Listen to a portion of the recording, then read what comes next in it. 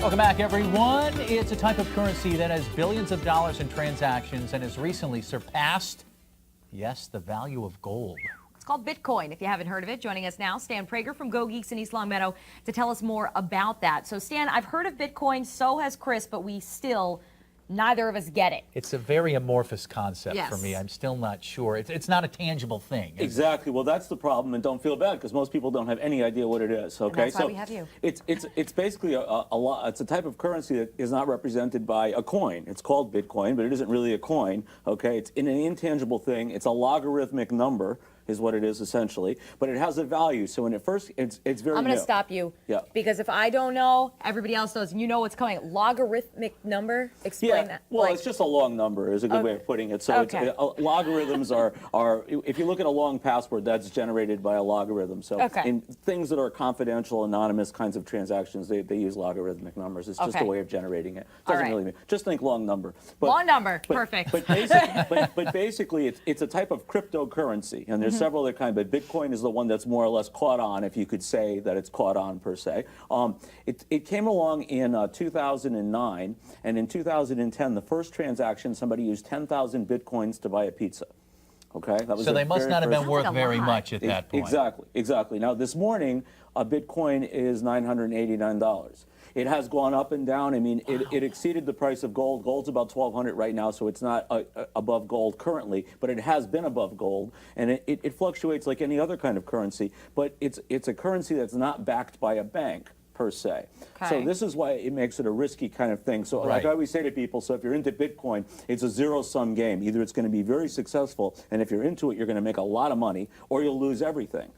So as a result, it's not for the faint of heart. Exactly. So people have been tentative about taking it. So what got me interested in it was I've done shows here about ransomware in the past, right? So criminals to release your files, they only accept Bitcoin. That's the only payment they'll accept. So you have to go out and buy Bitcoin and pay them with that.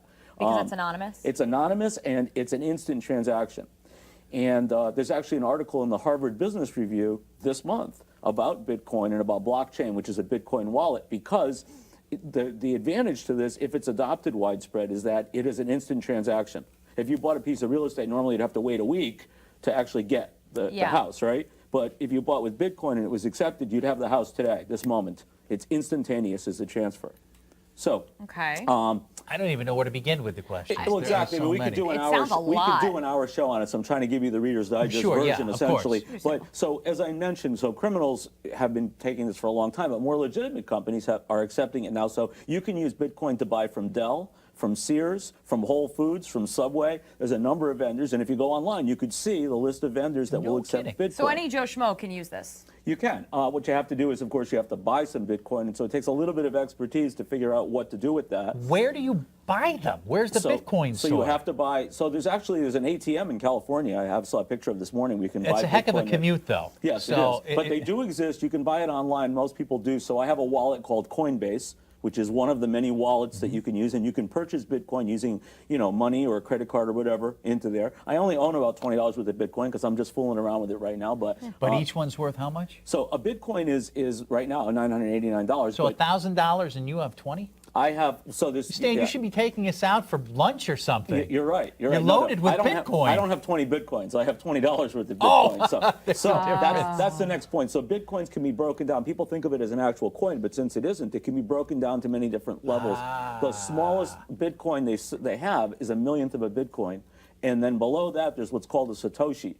And that's like, a tiny micro amount. Yes, but the reason it's called a Satoshi is because the mythical or mystical founder of Bitcoin, his name was Satoshi Nakamoto.